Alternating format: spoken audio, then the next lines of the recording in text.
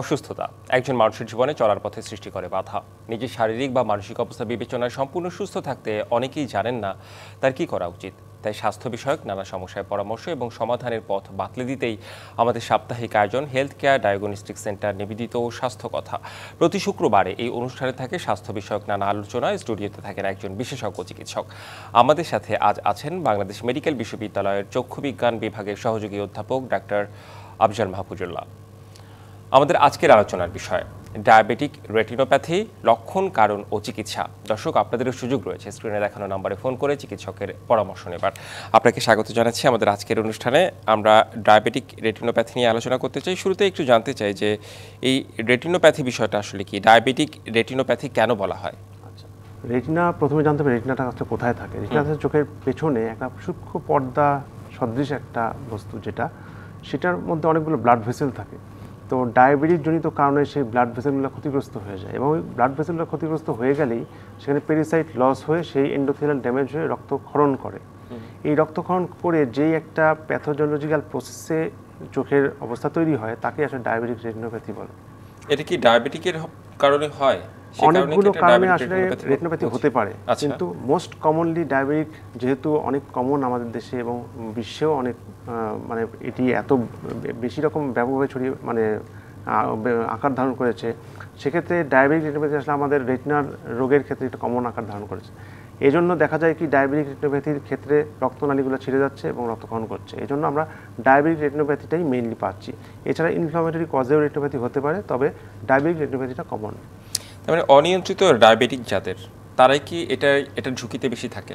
হ্যাঁ, এটা ঠিক বলেছেন যে অনিয়ন্ত্রিত ডায়াবেটিস প্রথম কথা। আর দ্বিতীয় কথা হচ্ছে, দেখা যায় অনেকে নিয়ন্ত্রণ রাখতে পারছে, কিন্তু দেখা যাচ্ছে ডিউরেশন অফ ডায়াবেটিস, বর্তমান রিসার্চে প্রমাণিত যে যতই নিয়ন্ত্রণে রাখুক, কিন্তু ডিউরেশন এবং ফ্যামিলিয়াল জেনেটিক ফ্যাক্টর, এই দুটোর একটা রিলেশন আছে প্রবলভাবে ডায়াবেটিক রেটিনোপ্যাথি করার জন্য। অনেকে দেখা যায়, আমরা অনেক বলি যে ডায়াবেটিক রেটিনোপ্যাথি যাদের নিয়ন্ত্রিত থাকে, এই জন্য ডায়াবেটিস ভালোভাবে নিয়ন্ত্রণ করার জন্য অনেকে খুব ভালোভাবে হাঁটাচলা করছে, অনেক ভালোভাবে ফুড হ্যাবিট মেনটেন করছে, কিন্তু তারপরেও তার রেটিনোপ্যাথি হয়ে যাচ্ছে।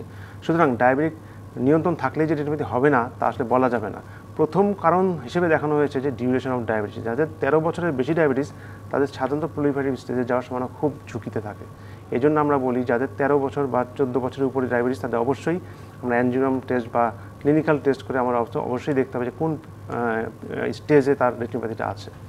আচ্ছা, একটু সহজ করে জানতে চাই যে লক্ষণগুলো আসলে কেমন হবে। ধরে নিলাম একজন দীর্ঘদিন ধরে সে ডায়াবেটিক আক্রান্ত এবং তার চোখে সমস্যা হচ্ছে। চোখে তো নানা কারণে সমস্যা হতে পারে, অনেকে ছানিও পড়তে পারে। তো রেটিনোপ্যাথির সমস্যাগুলো আসলে কি ধরনের হতে পারে? রেটিনোপ্যাথির সমস্যাগুলো এখানে যেটা লক্ষণীয় বিষয়, প্রথম ধাপে রোগী বা একজন ডায়াবেটিক আক্রান্ত মানুষ কিন্তু বুঝতে পারবে না যে তার রেটিনোপ্যাথি ডেভেলপ করছে। এটাই সবচেয়ে ভয়ঙ্কর বিষয়। সুতরাং প্রথম ধাপে কিন্তু সে বুঝতে পারবে না যে সে দৃষ্টিতে একটু সমস্যা হচ্ছে দেখতে। যখন একটা স্টেজের পরবর্তীতে ম্যাকুলাতে পানি জমা শুরু করবে, তখন কিন্তু সে ঝাপসা দেখা শুরু করবে। এবং যখন দেখবে যে চশমা দিয়েও তার ঝাপসাটা ক্লিয়ার হচ্ছে না, সবসময় একটা গ্লাসে কুয়াশার একটা আবরণ পড়লে যেমন ঝাপসা দেখা যায়, সেরকম ঝাপসা দেখা যাবে, এবং চশমার পাওয়ারে সেটা কারেকশন হবে না, বই পড়তেও তার খুব কষ্ট হবে। সেক্ষেত্রে ধরে নিতে হবে তার কোনো একটা প্যাথোজেনেসিসে সে আক্রান্ত হয়ে গেছে এবং সেটা ডায়াবেটিক রেটিনোপ্যাথি হওয়ার সম্ভাবনা খুব বেশি। এবং সেক্ষেত্রে তাকে অবশ্যই চিকিৎসকের শরণাপন্ন হয়ে রেটিনা পরীক্ষা করতে হবে, ডাইলেটেড ফান্ডান্স এক্সামিনেশন যাকে বলে। তো এক্ষেত্রে লক্ষণীয় বিষয় হচ্ছে, তাহলে সে কী করবে আসলে? লক্ষণ না আসলে কি সে তাহলে ট্রিটমেন্ট শুরু করবে না? না, তা না। অর্থাৎ যখন তার ডায়াবেটিক ধরা পড়বে, প্রতি বছর একবার করে সে চোখের ডাক্তার দেখাবে এবং ডাইলেটেড ফান্ডোস্কোপি এক্সামিনেশন করবে, করে সে জেনে নিবে যে তার রেটিনাটা আসলে আক্রান্ত হয়েছে কি না। কারণ ইনিশিয়াল পর্যায়ে dot haemorrhage, blood haemorrhage, background diabetes retinopathy, non proliferative stage, এই স্টেজগুলো কিন্তু আমরা জাস্ট আমরা প্রেসক্রিপশনে লিখে রাখি, নোট ডাউন করে রাখি। নোট ডাউন করে রাখার উদ্দেশ্য এটাই যে আমি তার পরবর্তী যখন ফলোআপে যে কোনো ডাক্তারের কাছে গেলেই সে দেখতে পারবে যে সে এই স্টেজে ছিল, বর্তমানে কোন স্টেজে আছে। অর্থাৎ আমার কথা হচ্ছে যে প্রত্যেকটা রোগীকে জানতে হবে সে কোন স্টেজে বর্তমানে আছে। যে নন প্রলিফারেটিভ স্টেজ যদি থাকে, জাস্ট শুধু ফলোআপে থাকলেই তার কোনো ভয় নেই। কিন্তু যখন এটা প্রলিফারেটিভ স্টেজে যাবে বা ম্যাকুলার আক্রান্ত হবে, ম্যাকুলার ইডিমা হবে, তখন কিন্তু সে কমপ্লেন শুরু হয়ে যাবে। এবং কমপ্লেন শুরু হয়ে গেলে কিন্তু তখন ট্রিটমেন্ট জরুরি হয়ে যায়। কিন্তু তার আগেই যদি সে কমপ্লেন শুরু হওয়ার আগে যদি ট্রিটমেন্ট শুরু করে দিতে পারে, তাহলে কিন্তু তার সেক্ষেত্রে অনেকটাই কামব্যাকের সম্ভাবনা খুব বেশি থাকে। সেই জন্য আমরা বলি, আবার আরেকটা, এই এত বেশি সচেতন করতে গেলে রোগীরা ভয় পেয়ে যায় যে আমি তো ভালোই ছিলাম, এই পরীক্ষা করতে গিয়ে তো আমি আবার আরেক বিপদে পড়ে গেলাম। এটা যাতে না ভাবে সেজন্য আমরা বলে দিই যতদিন পর্যন্ত নন পলিফেটিভ স্টেজ থাকবে ততদিন তার কোনো ট্রিটমেন্ট প্রয়োজন নাই। শুধুমাত্র তাকে সতর্ক থাকতে হবে যে প্রতি বছর সে একবার করে চোখ পরীক্ষা করাচ্ছে কিনা, শুধু চোখ পরীক্ষা না, রেটিনা পরীক্ষা করাচ্ছে কিনা, এই ব্যাপারে আমাদের সতর্ক হতে হবে। আচ্ছা, এই ক্ষেত্রে আসলে পেশেন্টরা তো আসলে বুঝতে পারবে না, এটা ডক্টররা আসলে বুঝতে পারেন। ট্রিটমেন্টটা কিভাবে হয়? মানে প্রথমত ড্রপ দিয়েই কি ট্রিটমেন্ট শুরু হয় নাকি অন্ধত্ব বরণ করতে পারে এই কারণে? আমি প্রথমেই বলি ডায়াবেটিক রেটিনোপ্যাথি কোনো ড্রপের ভূমিকা নেই, প্রথম কথা। আচ্ছা, শুধুমাত্র আমরা একটা নন স্টেরয়েড ইনফ্লামেটরি কর্টিকোস্টেরয়েড দিই, সেটা জাস্ট আমরা কিছুটা প্রদাহ কমানোর জন্য দিয়ে থাকি, কিন্তু বেসিক্যালি ড্রপের কোনো ভূমিকা তেমন নেই, এটা মাথায় রাখতে হবে প্রথম কথা। আচ্ছা, আমরা সাপোর্টিভ হিসেবে ইউজ করি অনেক ড্রপ। এটা বলার উদ্দেশ্য এটি, অনেকে ভাবে যে আমি ড্রপ দিয়েই বোধহয় এই ডায়াবেটিস প্রোগ্রেশন হল্ট করতে পারবো, আসলে এটা একদম সত্যি কথা নয়। সুতরাং আপনাকে আগে জানতে হবে আপনি কোন স্টেজে আছেন, নন পলিফেটিভ অর পলিফেটিভ। যদি পলিফেটিভ স্টেজে থাকেন তাহলে অবশ্যই আপনাকে ট্রিটমেন্ট শুরু করতে হবে। তো এখানে ট্রিটমেন্ট দুটো। প্রথম ট্রিটমেন্ট হচ্ছে, আমি প্রথমেই বললাম যে ঝাপসা দেখতে পারে। ঝাপসা কখন দেখবে? যখন ম্যাকুলাতে পানি জমবে, এটাকে বলে ম্যাকুলার ইডিমা।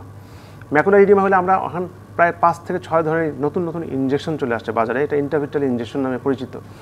ওই ইনজেকশনটা দেওয়ার উদ্দেশ্য হচ্ছে ম্যাকুলার ইডিমাটাকে কমানো, কারণ দৃষ্টির মেইন ফোকাস পয়েন্ট হচ্ছে ম্যাকুলা। ওই জায়গায় যখন পানি জমে তখন সে ঝাপসা দেখে, এবং এই ইনজেকশন দেওয়ার নিয়ম হচ্ছে প্রতি মাসে একটা করে ইনজেকশন দিতে হয়, এবং 3 মাসে 3টা ইনজেকশন দিলেই পানি চলে যায়, এবং এই পানি চলে গেলে কিন্তু সে আবার আগের দৃষ্টি ফিরে পায়। সুতরাং এই ব্যাপার তাদের সতর্ক হতে হবে, যখনই সে ঝাপসা দেবে বুঝে নিবে তার ম্যাকুলাতে পানি জমেছে। আরেকটা ব্যাপার হচ্ছে, যখন পলিফেটিভ স্টেজে যায় তখন কিন্তু রক্তনালী তৈরি হয়। এই রক্তনালী কিন্তু খুব ভয়ঙ্কর। যদি সেটা একবার লিক করে যায়, এটা কিন্তু ভিট্রিয়াস জেল নামে একটা পদার্থ আছে লেন্স এবং রেটিনার মাঝখানে, সেখানে কিন্তু এই জেলের মধ্যে রক্ত বের হয়ে যেতে পারে, এবং বের হয়ে গেলে কিন্তু তখন দৃষ্টি খুব ঝাপসা হয়ে যায়। সেক্ষেত্রে কিন্তু ঝাপসা হয়ে গেলে কিন্তু সেটা ইনজেকশনের মাধ্যমেই রক্তটা পরবর্তী যাতে হেমোরেজ না হয় সেই জন্য ইনজেকশন দেওয়া লাগতে পারে, অথবা লেজার ট্রিটমেন্টের মাধ্যমে পরবর্তী রক্তক্ষরণ প্রতিহত করা যেতে পারে। আচ্ছা, আমার তো আরো অনেক কোশ্চেন রয়েছে, আমি একটু জানতে চাই যে অন্ধত্ব বরণ করে এমনও কি হয়? হ্যাঁ, এরকম অন্ধত্ব বরণ করে কীভাবে করে? ওই যে আমি বললাম যে সে কোন স্টেজে আছে তাকে জানতে হবে। সে যদি প্রথমে থাকবে সে নন পলিফেটিভ স্টেজ, এটাতে কোনো ট্রিটমেন্ট লাগবে না, এরকম বহু বছর সে ফলোআপে থাকতে পারে। তারপর দেখা গেলো হঠাৎ করে সে পলিফেটিভ স্টেজে চলে গেল। সেই পলিফেটিভ স্টেজে যাওয়ার পরে কিন্তু তার লেজার ম্যান্ডেটরি হয়ে যায়। লেজার করার উদ্দেশ্য কি? আমার ধরেন পুরো বাংলাদেশে আমার পানির দরকার হচ্ছে 100 লিটার, তো আমার এত পানি নাই, আমার পানি আছে 20 লিটার। তখন আমি কি করব? ঢাকা, চট্টগ্রাম, খুলনাতে আমি পানি সাপ্লাই দিলাম। তো আমি বাকিগুলো কিন্তু জেলা বন্ধ করে দিতে পারি, কারণ আমার দেশকে বাঁচাতে হবে। এই রেটিনাও সেরকম, আমি ফটো কোয়াগুলেশন করে রেটিনার পেরিফেরাল পার্টটাকে ড্যামেজ করে দিব, কোয়াগুলেট করে দিব। উদ্দেশ্য এটাই যে আমার যোগান এবং চাহিদা সমন্বয় করার জন্য। এই জন্য আমি করব কি, পেরিফেরাল রেটিনাকে বার্ন করে দিব, এটাকে বলে লেজার চিকিৎসা। বার্ন করে দিলে হবে কি, আমার ম্যাকুলার পার্টটা প্রিজার্ভ হবে, এবং সেই জায়গায় পর্যাপ্ত পরিমাণ ব্লাড আমি পাবো। এই ব্লাডের আধিক্য বাড়ানোর উদ্দেশ্যে আমি কিন্তু পেরিফেরাল পার্টের রেটিনাকে পুড়িয়ে ফেলবো, সোজা বাংলায়। আচ্ছা, মানে আমরা ট্রিটমেন্টের আরো বিস্তারিত জানতে চাই, তবে তার আগে একটু মানে বয়সটা তো একটা গুরুত্বপূর্ণ বিষয়। দেখা যাচ্ছে যে এই ডায়াবেটিক আসলে আপনি বললেন যে অনেক দিন যাদের 13-14 বছরে তাদের আসলে মানে ডায়াবেটিক রেটিনোপ্যাথি হতে পারে। সেই ক্ষেত্রে যারা দীর্ঘদিন ধরে ডায়াবেটিকে আক্রান্ত, কিংবা বয়সটা আসলে কত হলে এই ধরনের রোগে আক্রান্ত হওয়ার সম্ভাবনা রয়েছে? যেমন এখানে দুটো বিষয় লক্ষণীয়, টাইপ 1 ডায়াবেটিস, টাইপ 2 ডায়াবেটিস। আমরা সাধারণত দেখি কম বয়সদের টাইপ 1 ডায়াবেটিসের আক্রান্ত হওয়ার সম্ভাবনা বেশি থাকে, এবং এখানে জেনেটিক ফ্যাক্টর রিলেটেড। ধরেন আমরা ম্যাক্সিমাম যা পাই সেগুলো হচ্ছে ডিউরেশন, কিন্তু বেশিরভাগ ক্ষেত্রে দেখা যায় 40 বছরের কম যাদের ডায়াবেটিস তাদের কিন্তু রেটিনোপ্যাথি হওয়ার সম্ভাবনা প্রবল, এবং তাদেরকে আমরা যত ট্রিটমেন্টই করি, ইনজেকশন, লেজার, তারপরে দেখা তাদের প্রোগ্রেশন হতে থাকে। যেমন আমরা প্রথমে একবার লেজার করলাম, দেখেন আবার নতুন রক্তনালী আরেক দিক দিয়ে তৈরি হতে থাকে, তখন আমরা অ্যাড লেজার করা লাগে। 40 বছরের নিচে হলে তার সম্ভাবনা বেশি থাকে, খুব বেশি হয়ে যায়, কারণ তাদেরকে এইসব রুলস মানে না। তাদের দেখা যায় 2-3 বছর 4 বছরের মাধ্যমে পলিফেটিভ স্টেজে চলে যায়, কারণ তাদের খুব অ্যাক্টিভ, ব্লাড ভেসেল খুব অ্যাক্টিভ, অ্যাঞ্জিওজেনেসিস খুব অ্যাক্টিভ। তাদের দেখা যায় আমরা লেজার করলেও যোগান না চাহিদা কমানোর জন্য আমরা লেজার করে বাকিটা পুরাই দিচ্ছি, কিন্তু ওই জায়গাটা তারপরে অ্যাক্টিভ হয়ে নতুন রক্তনালী তৈরি করে এবং রক্ত গ্রহণ করে। এই রিসেন্টলি আমরা একটা 40 বছরের কম একটা ছেলের অপারেশন করেছি। তাকে আমরা প্রথমে ইনজেকশন দিয়েছি 3 মাসে 3টা, তারপর লেজার করেছি, এরপরে অ্যাড লেজার করেছি। অ্যাড লেজার করার পরে এখন আবার সার্জারি করতে হয়েছে। প্রথম আমি এক চোখে সার্জারি করেছি, দ্বিতীয় চোখে আমার গত মাসে সার্জারি করতে হয়েছে। আচ্ছা, হ্যাঁ, এই আমরা চাচ্ছিলাম যে সার্জারিটা অ্যাভয়েড করার জন্য, কিন্তু তার প্রফেশন এত বেশি শেষ পর্যন্ত তাকে আমরা সার্জারি করতে বাধ্য হয়েছি। একজন ব্যাংক কর্মকর্তা, মাত্র 37 ইয়ার্স ওল্ড। এটা তো তাহলে খুবই ঝুঁকিপূর্ণ একটা বিষয়।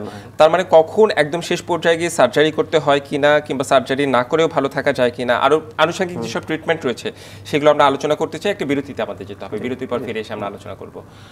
বিরতি নিচ্ছি ডিবিসি নিউজের সাপ্তাহিক আয়োজন হেলথ কেয়ার ডায়াগনস্টিক সেন্টার নিবেদিত স্বাস্থ্য কথায়, সঙ্গেই থাকুন।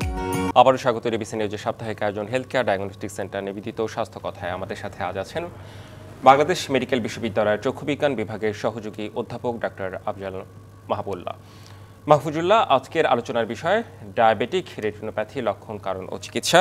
আমরা ডায়াবেটিক রেটিনোপ্যাথি নিয়ে আলোচনা করছিলাম। তার আগে আমি দু একটা বিষয় নিয়ে কথা বলতে চাই। খুব কমন বিষয়, অনেকেরই এসব জানার জন্য আগ্রহ রয়েছে। সেটা হচ্ছে চোখ ভালো থাকার জন্য অনেক সময় বলে যে ভিটামিন এ, কিংবা চোখ ভালো থাকার জন্য কোনো খাবার রয়েছে কিনা। চোখ ভালো থাকার জন্য বেসিক্যালি আমরা যেসব খাবার সাহায্য করি সেটা রঙিন শাকসবজি, ছোট মাছ। কেন গেলে বলি, কারণ এগুলো ভিটামিন এ কন্টেন্ট বেশি থাকে। আমাদের চোখের রড নামে একটা সেল থাকে, এই রড সেলটা আসলে সিনথেসিস হয় সব এই ভিটামিন এর মাধ্যমে। তো ভিটামিনটা খুব ভালো একটা প্রোঅ্যাক্টিভ হিসেবে কাজ করে বলেই আমরা আসলে ভিটামিন এ কন্টেনিং ফুড বলি।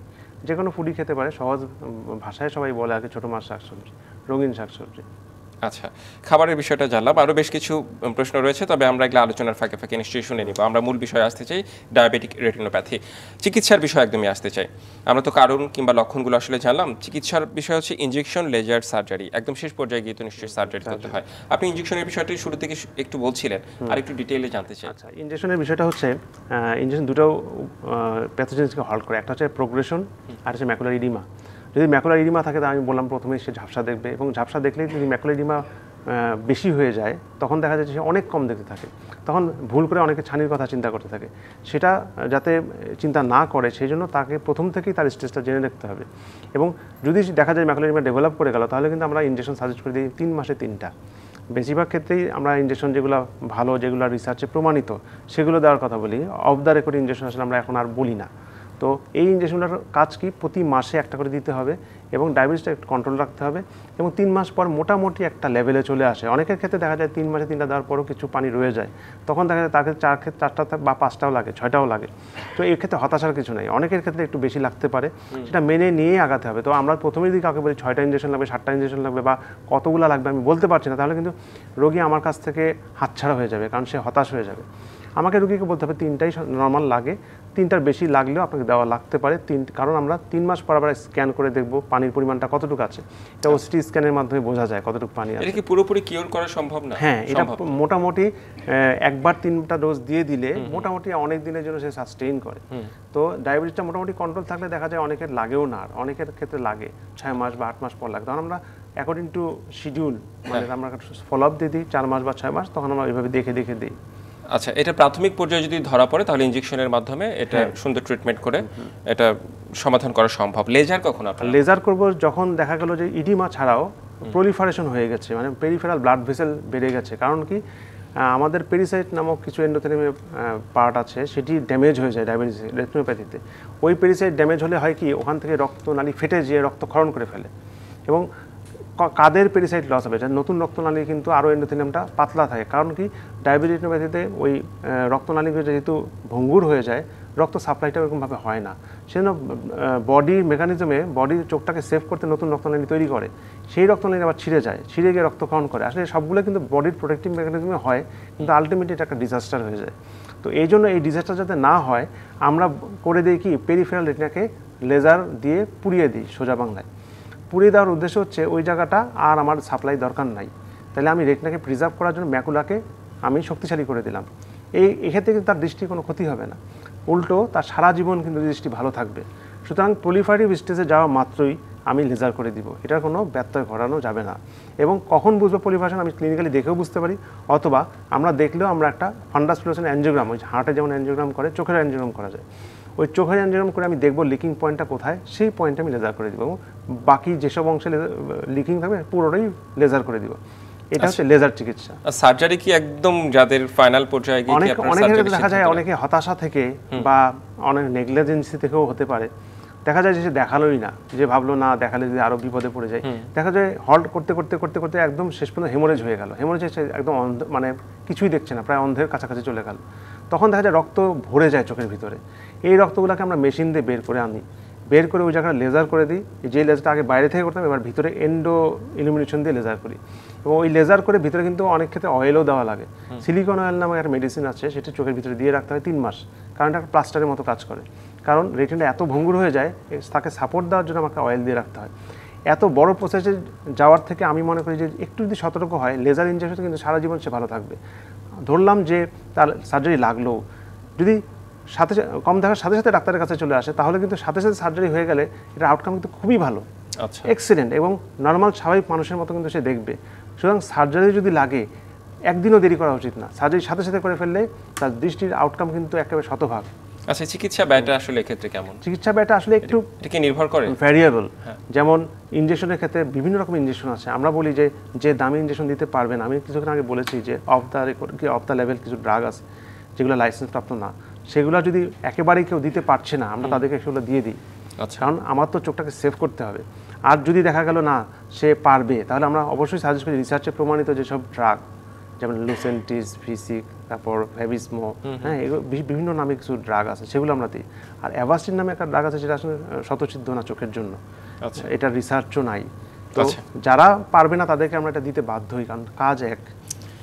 আচ্ছা, আমার খুব দুটো প্রশ্ন রয়েছে, একটু সংক্ষেপে জানতে চাই। আমাদের এখন দেখি যে স্ক্রিন টাইম, মোবাইলে অনেকক্ষণ দীর্ঘ সময় ধরে তাকিয়ে থাকে অনেকেই, বিভিন্ন বয়সে, বাচ্চা থেকে শুরু করে বিভিন্ন বয়সের, রাত জেগেও থাকে অনেকেই, স্ক্রিন টাইম বেড়ে যায়, তাদের চোখের কি কোনো সমস্যা হতে পারে? আচ্ছা, স্ক্রিন টাইমটা খুবই একটা ভয়াবহ বিষয় বর্তমানে।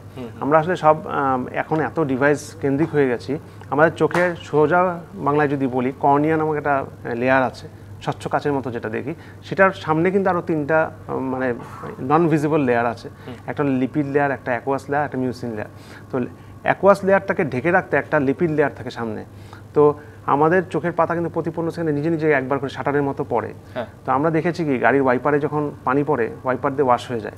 তো আমরা যখন একবার করে শাটার ফেলি, তখন কিন্তু এই লিপিড লেয়ারটা আবার রিজেনারেট করে। তো আমরা দেখি কি, স্ক্রিন টাইম যখন করি তখন শাটারটা ফেলি কম। আপনি খেয়াল করে দেখবেন কম্পিউটার ইউজার, মোবাইল ইউজার, গাড়ি যারা চালায়, তাদের কিন্তু এই শাটারটা পরে কম, তাদেরই ড্রাই আইয়ের সম্ভাবনা বেশি। কারণ কি, তার শাটারটা না পড়লে হয় কি, লিপিডটা ফেটে যায়, সামনে একটা lipid layer, invisible lipid layer আছে, লিপিডটা যখন ক্র্যাক করে যায় তখন ওই অ্যাকোয়াসটা ইভাপোরেট হয়ে যায়। এই অ্যাকোয়াসটা ইভাপোরেট হয়ে গেলে কিন্তু ড্রাই আই টেন্ডেন্সি তৈরি হয়। সুতরাং আপনি যদি এখন, আমরা তো বলতে পারি না যে ঠিক আছে ড্রাই আইয়ের জন্য কাজ সব বন্ধ করে দেয়।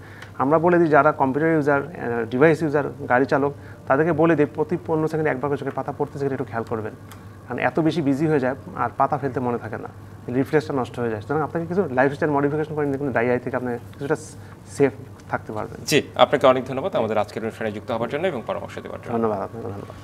দর্শক, হেলথ কেয়ার ডায়াগনস্টিক সেন্টার নিবেদিত স্বাস্থ্য কথা, এই ছিল আমাদের আজকের আয়োজন, সঙ্গেই থাকুন।